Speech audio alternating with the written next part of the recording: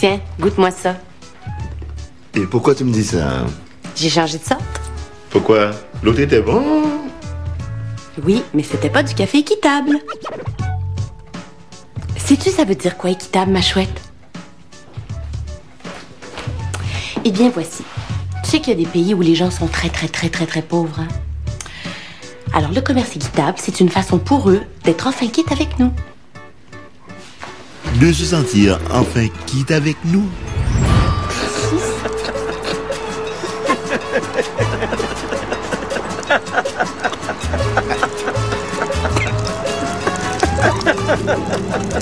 Tu vois pas? Les inégalités entre les peuples ont permis à l'humanité d'inventer une multitude de façons de souffrir. Et une de ces façons les plus originales fleurit en ce moment dans tout l'Occident. Hey, tu sauras, mon petit gars, qu'il n'y a jamais eu de taxage dans mon école et que c'est pas aujourd'hui que ça va commencer. C'est sûr que j'ai jamais eu de taxage avant. J'ai jamais eu d'élèves noirs avant. Je vois pas le rapport. Ah non? Dans ce cas-là, comment ça se fait que tout de suite, c'est moi que t'accuses d'avoir volé ses souliers? Parce que c'est toi qui les as dans les pieds. T'es raciste. Non, je suis absolument pas raciste. Oui, t'es raciste. La preuve, c'est que tu me demandes même pas ma version des faits. Bon, OK. Donne-moi ta version des faits. Ça va être ma parole contre la sienne. Celle d'un noir contre celle d'un blanc. Fait qu'à quoi ça sert? Écoute, pour moi, noir ou blanc, c'est du pareil au même. Du pareil au même. Puis les souffrances du peuple noir. On a rêvé ça, nous autres. C'est ça? Cette nouvelle façon de souffrir des injustices sociales, c'est le sentiment de culpabilité. Rudy, je suis pas raciste. C'est moi ou c'est toi que t'essaies de convaincre? Ah, Suzanne, j'ai su ce qui était arrivé. C'est beau, c'est réglé. C'était juste malentendu. Hein, Rudy?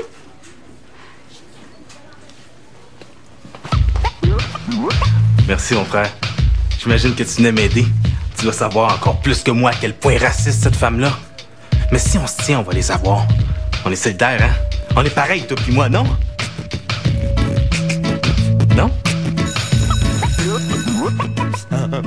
Come on, man. Je voulais pas dire pareil dans ce sens-là. Quoi? Tu peux pas me taxer. Pourquoi? T'es un prof. Justement. Personne va me soupçonner. T'es bien chien. Tu n'invoques plus les souffrances du peuple noir. Très drôle. Tu voudrais peut-être que je te dise que t'es raciste aussi?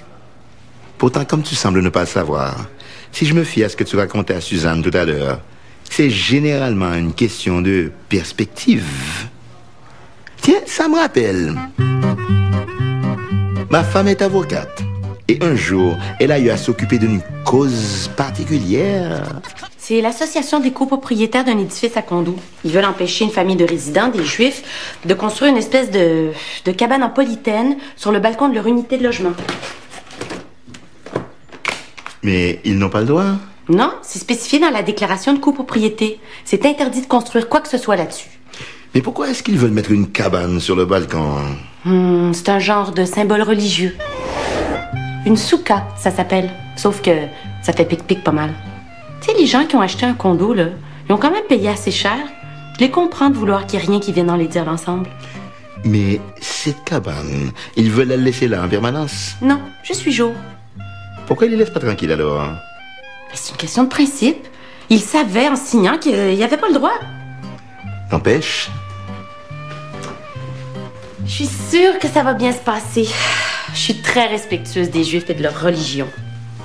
Tu sais, quand tu montres aux gens que tu les respectes, ils comprennent le bon sens. Voyons.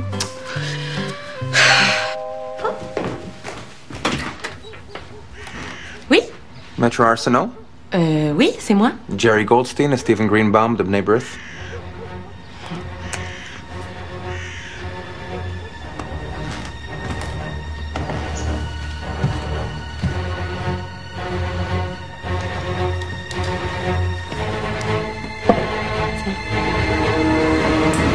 Vous savez ce que c'est B'nai B'rith?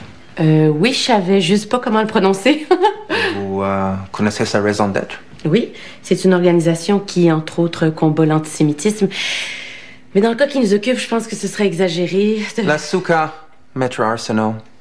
La cabane qui rappelle les 40 années passées par le peuple juif sous des tentes au désert. Pour nous, coucher dans cet abri de fortune chaque automne est une tradition. Cela fait partie de notre identité. Une souka devant une maison montre quel genre de valeur guide ceux qui y vivent. Oui, c'est une très belle Vos coutume. clients devraient donc comprendre que leur attitude ne peut que raviver pour nous le souvenir douloureux de... Aux minutes, on respire par le nez. D'après ce que j'ai compris, c'est pas non plus quelque chose de vital dans la pratique de votre religion. Les grands mouvements de haine de l'histoire ont toujours commencé par s'attaquer à des symboles qui semblaient secondaires à première vue. Vous êtes de mauvaise foi. There we are. Mauvaise foi. Ma foi est mauvaise? Ce n'est pas la bonne, c'est ça? Parce que je suis juif, I don't believe in the right God? Oh! Quelques heures plus tard, dans la même journée. Ils sont donc bien parano. On n'est pas de même, nous autres, me semble. On parle toujours bien juste d'une cabane en polytaine. Quelques heures plus tard, dis-je, nous recevions une autre visite. Celle du cousin de ma femme. Mario? Allô, Dominique? Chantal, j'ai besoin que tu me représentes. On est en train de bafouer un de mes droits fondamentaux. Qu'est-ce qui se passe? Il y a quelqu'un qui a porté plainte à la ville contre moi. Ils veulent me faire enlever mon abri tempo. C'est un anglophone qui a déposé la plainte. Et tu n'as pas le droit d'avoir un abri tempo dans ta municipalité? Plus depuis quelques années, pour des questions d'esthétisme. Ah ben là, si tu le savais... Mais qui sait que ça dérange tant que ça? Pour moi, rentrer mon char là-dedans chaque automne, c'est une tradition. Ça fait partie de notre identité. Avoir un abri tempo devant une maison, ça montre quel genre de valeur ont les gens qui vivent là. Et ce n'est pas vital non plus? Peut-être pas, mais c'est encore un anglophone qui refuse que je fasse ce que je veux chez nous. Ça fait remonter des souvenirs du temps où on était juste des porteurs d'eau. C'est du racisme, ça, y a pas d'autre mot. Il faudrait peut-être prévenir nos amis du Bnébrif. Vos amis de quoi? Ouais, laisse faire, oublie ça, là. En tout cas, ça se passera pas comme ça. Il y a un commerce, ce gars-là.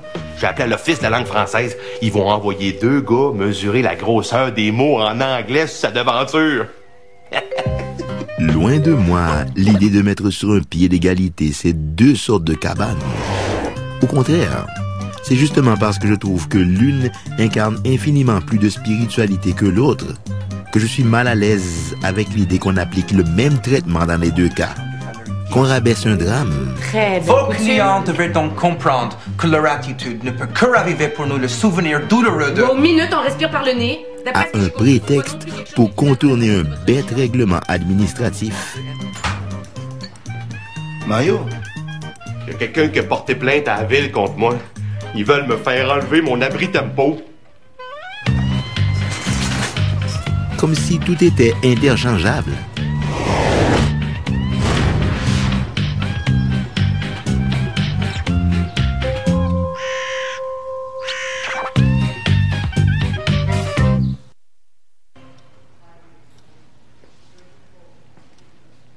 Mais, tu vas-tu me les redonner? Quoi donc? Ben, les souliers. Pourquoi tu vas me dire qu'elles sont à toi? Il me les avait passés. Jean-Christophe Tousignan t'a prêté ses running. Quoi? Entre amis? Entre amis? Toi, tes amis, tu bûches dessus, c'est ça? C'était juste une bine. La preuve que c'est un bon chum. Méchante grosse bine, oui. Méchant bon chum, oui. Tu vois, Rudy, le seul problème, c'est que contrairement à Suzanne, moi, je n'arrive pas à trouver que c'est toi qui fais le plus pitié dans tout ça. C'est moi qui est noir. Pis c'est Tousignan qui est pure laine. Non? Et justement, Rudy, Justement,